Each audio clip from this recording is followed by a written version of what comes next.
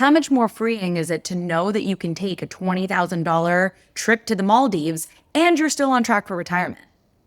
You stop reacting to every bit of news or advice you get because you have a strategy you trust.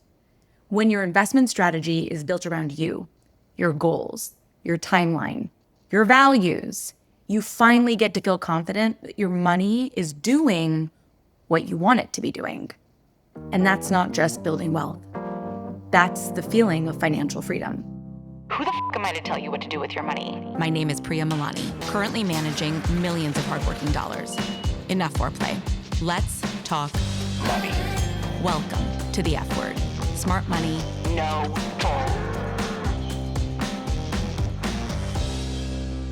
Welcome back to the F word, where I help ambitious 30-somethings get their financial shit together so they can live well now and build wealth for later. Today, I'm talking to you if you're doing fine. You've got savings, maybe even a Roth IRA, maybe you've bought a home. You're not in financial distress, but you're winging it. Obviously, you're winging it well. So the good news is it's working. But today, I want to talk to you about something that everyone's doing and no one's talking about. And by everyone, I mean your friends making $250,000, working at Google, Meta, Delta, Intuit. They have a financial advisor. At the very least, they have a plan. I get that you might be avoiding the financial benefit that your HR team offers up to you. But I promise you, these people, once they're making a solid 6-figure income, have a voice of influence on the money front. Now, I'm not saying whether or not that voice of influence is sound. They might be working with their dad's financial advisor, but they've got a plan. They're just not talking about it because we still don't talk about money. Ask them. I was in Atlanta visiting a friend a few years ago. We ended up at a birthday party for one of her friends in Grant Park. And we're surrounded by these gorgeous homes, $1.2 million. And as I'm chatting, I'm learning the wife works for Delta. The husband works at Porsche. Another couple, one was a landscape architect. The other was in real estate. Bottom line, having your financial shit together isn't just reserved for people who wear Patagonia vests, right? This is not about finance bros. Other people are setting themselves up for success. They're just not talking about it because, like I said, we don't talk about money. So today I'm talking to you, the high achiever who's doing well, but quietly wondering if there's a better way to manage what you've built. You know how they say we didn't come this far just to come this far? I want to talk to you about what to do next when you're doing fine so you don't look back in 5 years and think, damn, if I had only gotten intentional sooner, I would be so much further ahead. Let's get into it. So I'm going to start by talking about what Wall Street gets wrong. When I worked on Wall Street, there was one question that shaped the investment strategy for all clients. What's your risk tolerance?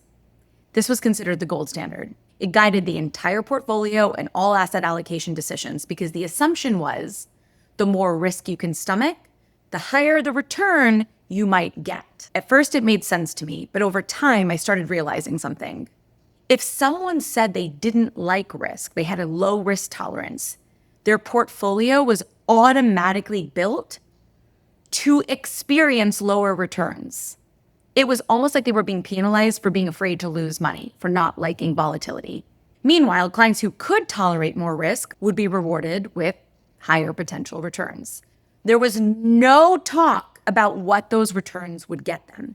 And if they even needed to take on risk to accomplish what they wanted in the first place. And that was the big disconnect. Nobody was asking what the money was actually for. Why were we even risking it in the first place? I mean, the obvious answer is to make it grow. So next, I actually want to talk to you about why chasing returns or building wealth in an arbitrary sense is pretty much the worst reason to invest. So let's talk about the problem with performance-based financial advice. When return is the only metric of success, everything becomes reactive. Clients get frustrated that their portfolio isn't keeping up with the market, and advisors are constantly defending performance. Well, the S&P is up X and you're only up Y, without ever putting that into context of the client's life. Why does this happen? Because on Wall Street, you don't start with a financial plan. You don't start with a clear idea of what success looks like. So clients end up feeling shortchanged or like the advisor isn't interested in their best interest, and the advisor feels like they're losing trust. Kind of because they are. And the whole relationship becomes about whether your portfolio is beating the market instead of, is your money helping you build the life you want? One of the most powerful shifts we've made at Stash Wealth is moving the focus away from risk tolerance and towards goals-based planning. It starts by asking, what do you want your money to do for you? What are the milestones you want to hit in the next 1, 3, 10 years?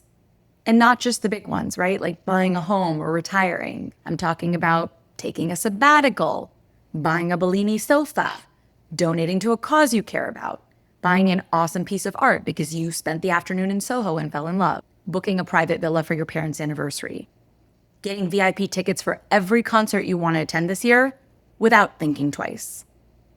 If your money isn't helping you live the life you want, then what's it really doing? I'm not saying you can't get far with winging it. To be honest, winging it can work for a while. Most of our clients before coming to us have figured out things pretty well on their own, but they still have that voice in the back of their mind that's like, I don't feel like I'm doing too bad, but I definitely don't feel like I'm in control either. Or I have no idea what on track even looks like. Or everyone assumes I have my shit together because I make tons of money, but honestly, I'm just making it up as I go. And there's only one thing that'll help those feelings go away. If you're thinking any of these things, what you're missing is a clear, defined target, a goal. Imagine running a business without OKRs. People are working hard, things are moving, but how do you measure progress if you've never defined what success looks like? How can you even celebrate a win? You can't, because you're just working towards this arbitrary future and you haven't even really defined what it is you want to accomplish. Without clear goals, it's so easy to feel like it's never enough. No matter how much you save or earn, there's never a finish line to cross because the race was never mapped out to begin with. That's exhausting. You're going to always feel like you're chasing something if you don't define what it is you want. Here's what changes when you build a financial plan and therefore begin investing based on your goals. 1, you stop second guessing every move. You stop hoarding cash just in case. You stop feeling guilty when you spend because you know what's already accounted for and what the trade-offs are. How much more freeing is it to know that you can take a $20,000 trip to the Maldives and you're still on track for retirement? You stop reacting to every bit of news or advice you get because you have a strategy you trust. When your investment strategy is built around you, your goals, your timeline, your values, you finally get to feel confident that your money is doing what you want it to be doing. And that's not just building wealth. That's the feeling of financial freedom. Not to mention when you do this with your partner. If you're in a serious relationship, it is an epic conversation starter. It's also the first step towards designing a life that you're both excited to be on track for and held accountable to. If you're winging it well, but ready for your next best step, I really hope this helped you see the value of putting a plan in place. Getting intentional is the same thing as setting goals at work, right? It's hard to celebrate wins when you don't define what you're working towards. The most powerful financial plans don't just grow your money. They give you clarity, confidence, and most exciting, they give you permission to enjoy your money along the way. Please send this to a friend who's winging it well and needs to know about this as their next step. And if you want to take the next step and experience what it's like to finally put your money where your goals are, you should book a call and see if the stash plan is right for you. Thanks for listening to the F Word. All right, see you next time. Thanks for listening to The F Word with Priya Malani. If you like what you heard, hit subscribe wherever you're listening and leave us a review while you're at it. We're approval junkies. Don't forget, you can find a ton of great resources, content, courses, and other freebies at stashwealth.com. Now, for the capital S stuff our lawyers want us to say. Stash Wealth is a registered investment advisor. Content presented is for informational and educational purposes only and is not intended to make an offer or solicitation for any specific securities, product, service, or strategy. Consult with a qualified investment advisor, that's us, before implementing any strategy. Investing involves risk, including the loss of principal. Past performance does not guarantee future results. There, we said it.